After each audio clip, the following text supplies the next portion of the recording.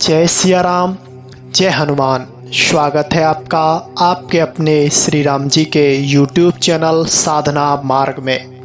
आज हम इस वीडियो में आपको बताने जा रहे हैं, किसी भी हनुमान जी महाराज के मंदिर में अगर आप इस तरह से कर लेते हैं राम नाम का जाप, तो आपको जब आप जाप कर रहे होंगे उसी समय आपको दैवीय शक्ति का अनुभव होगा और आपकी जिंदगी में परिवर्तन आएगा और आपका जीवन अलग रूप से बदल जाएगा।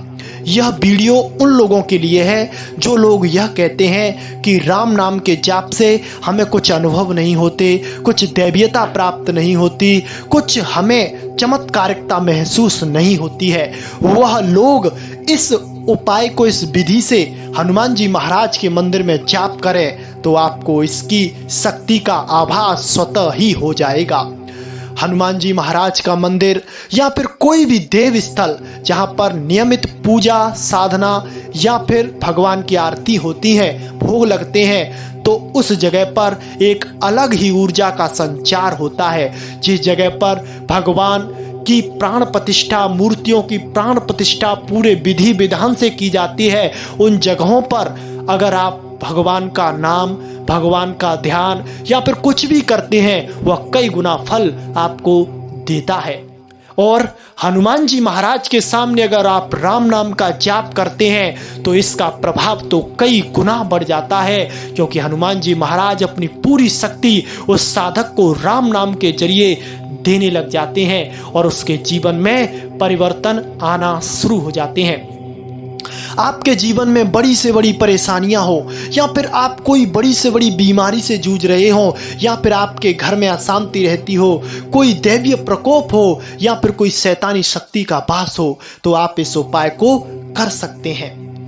आपको 7 मंगलवार या फिर 7 शनिवार आपको उपवास रखना है, यानी कि व्रत रखना है। और व्रत आपको तब तक रखना है जब तक आपका जाप चले।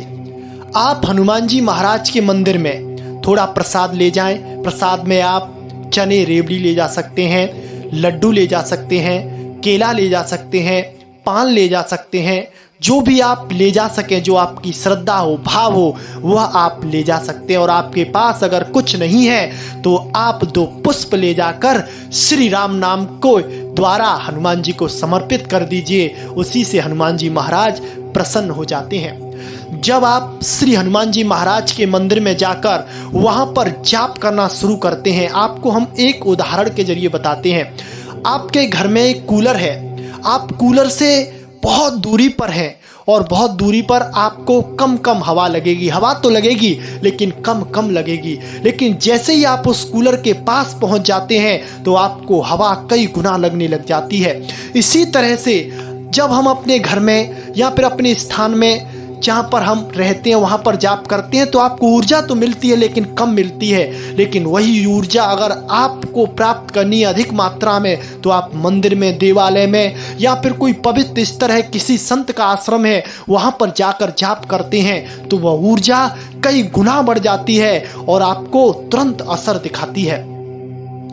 आप एक आसन में, आपको अगर चोला चढ़ाना है तो चोला चढ़ा लीजिए, चोला नहीं चढ़ाना है तो इसमें कोई बाध्यता नहीं है कि आप चोला चढ़ाए ही। आपको एक दीपक घी का अवश्य जोड़ना है और हनुमान जी महाराज को भोग और धूप दीप अवश्य देना है।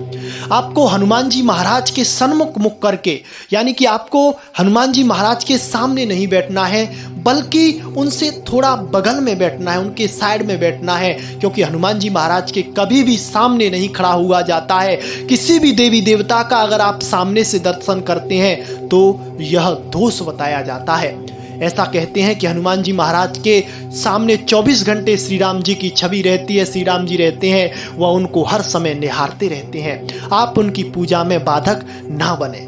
आप साइड में बैठकर धूप दीप देकर आपका जो गुरु मंत्र है या आप किसी भी मंत्र का जो कि राम नाम का हो, श्री राम जी का मंत्र हो, उस मंत्र का आपको 7 शनिवार तक या फिर 7 मंगलवार तक या 11 शनिवार तक या फिर 11 मंगलवार तक आप कभी भी जाप कर सकते हैं। आप शांत चित्त होकर हनुमान जी महाराज की आपको जो वज्र स्थल है, जिसे हम छाती कहते हैं, उनके सीने की तरफ आपको दृष्टि जमानी है, क्योंकि हनुमान जी महाराज के सीने में श्री राम जी का वास है। उनके सीने में दृष्टि जमाते हुए धीरे धीरे आप अपना जाप कर दीजिए। आप जाप 51 माला से कम ना करें, 51 माला से ज्यादा हो जाए तो भी अच्छा है।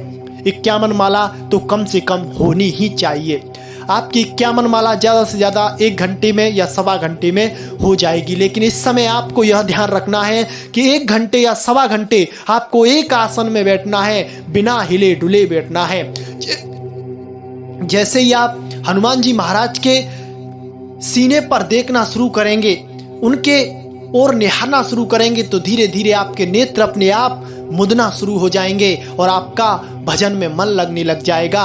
और आपको 7 शनिवार या 7 मंगलवार के बीच में ही आपको ऐसी ऐसी दैवीय अनुभव होंगे, ऐसे दैवीय आपको गुप्त ऊर्जा का महसूस होगी, जो कि आपने कभी महसूस नहीं की होगी। आपको अलौकिक स्वप्न आएंगे और हनुमान जी महाराज को आपको स्वप्न के माध्यम से दर्शन भी हो सकते हैं। यह विधि काफी गूढ़ और रहस्यमय है। अगर आप इसको करते हैं, बहुत ही साधारण और बहुत ही सुलझी हुई, हर कोई जो चाहे वो इसे कर सकता है।